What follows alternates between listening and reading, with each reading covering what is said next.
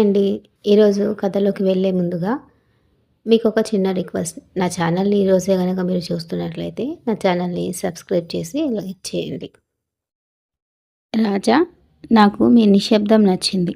మీ మౌనం ఈ ఆశ్చర్యాన్ని రెట్టింపు చేస్తోంది. మీ రాణిలాగా లేదు ఈ శిల్పం? అడిగింది పలీన. చివరికి రాజు నోరు విప్పాడు. ఓ, సరిగ్గా అలానే నిలిచింది. నేను ఆమెని మొదటిసారిగా ప్రేమించినప్పుడు ఉన్న అదే రాజసంతో. కానీ పలీనా, ఈ శిల్పంలో కనబడినంత వృద్ధాప్యం లేదు హర్మైనీలో. పలీనా బదులు చెప్పింది. అయితే శిల్పి ప్రతిభ ఇంకా కొట్టొచ్చినట్టు తెలుస్తోంది.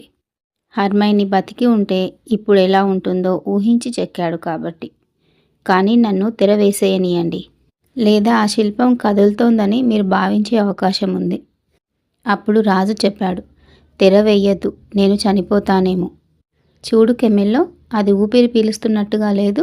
ఆమె కళ్ళు కదులుతున్నట్టున్నాయి. రాజా, నేను తెర వేసేయాలి. మీరు ఎంతగా తన్మయులయ్యారంటే ఆ శిల్పంలో జీవముందని మిమ్మల్ని మీరు నమ్మించుకునేలా ఉన్నారు అంది పలీన.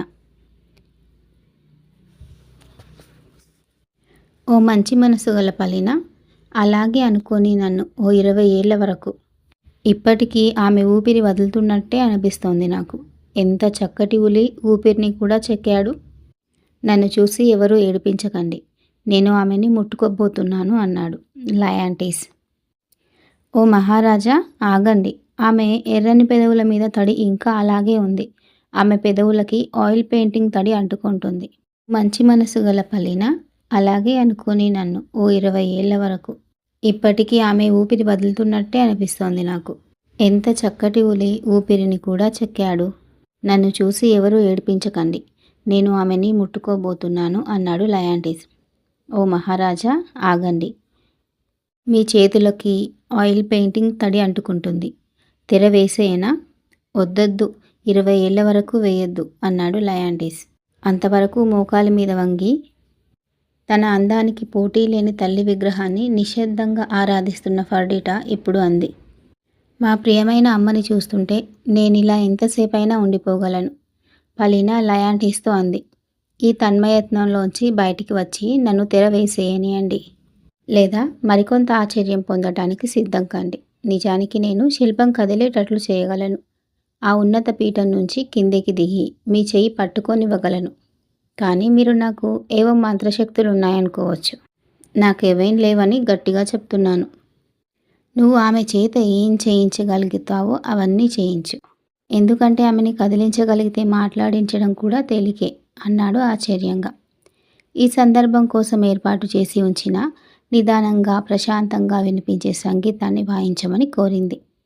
చూస్తున్న వాళ్ళందరూ ఆశ్చర్యపోయేటట్టు ఆ శిల్పం ఉన్నత పీఠం నుంచి దిగి వచ్చి లయాంటిస్ మెడ చుట్టూ చేతులు వేసింది. శిల్పం మాట్లాడడం మొదలుపెట్టింది. తన భర్తకి, కొత్తగా దొరికిన తన కూతురు ఫర్డిటాకి దీవెనల కోసం ప్రార్థిస్తూ. లయాంటిస్ మెడ చుట్టూ చేతులు వేసి తన భర్త, కూతురికి దీవెనలు కోరటంలో ఆశ్చర్యం లేదు. అస్సలు ఆశ్చర్యం లేదు. ఎందుకంటే ఆ శిల్పం అక్షరాల హర్మైనీనే, అసలు సిసలు ప్రాణమున్న రాణి. పలీనా రాజుతో హర్మైనీ మరణ వార్త కావాలని అబద్ధం చెప్పింది. ఎందుకంటే తన రాణి జీవితం కాపాడటానికి అదొక్కటే మార్గం అనుకుందామే. అప్పటినుంచి హర్మైనీని మంచి మనసు గల పలీనాతోనే ఉంటోంది. తాను బతికి ఉన్నట్లు లయాంటిస్కి ససేమిరా చెప్పొద్దంది ఫర్డిటా దొరికే వరకు. ఎందుకంటే లయాంటిస్ తన విషయంలో చేసిన అన్యాయాన్ని ఎప్పుడో క్షమించేసినా తన పసికందు మీద చూపిన క్రూరత్వాన్ని ఆమె క్షమించలేకపోయింది. చనిపోయిందనుకున్న రాణి బ్రతికి వచ్చింది. తప్పిపోయిన కూతురు దొరికింది. ఎన్నేళ్లుగానో దుఃఖసంద్రంలో మునిగిన లయాంటిస్ పెళ్లి బుక్కుతున్న ఆనందాన్ని తట్టుకోలేకుండా ఉన్నాడు. ఎటు చూసినా ప్రశంసలు, ఆప్యాయతో కూడిన సంభాషణలు చోటు చేసుకుంటున్నాయి. ఆనందంలో మునిగిన తల్లిదండ్రులు తక్కువ జాతికి చెందినట్టుగా కనబడ్డ తమ కుమార్తెని ప్రేమించినందుకు యువరాజు ఫ్లోరిజెల్కి ధన్యవాదాలు చెప్పారు. దాని తర్వాత తమ పాపని పెంచి పెద్ద చేసిన గొర్రెల కాపరి మంచితనాన్ని అభినందిస్తూ గొర్రెల కాపరిని దీవించారు.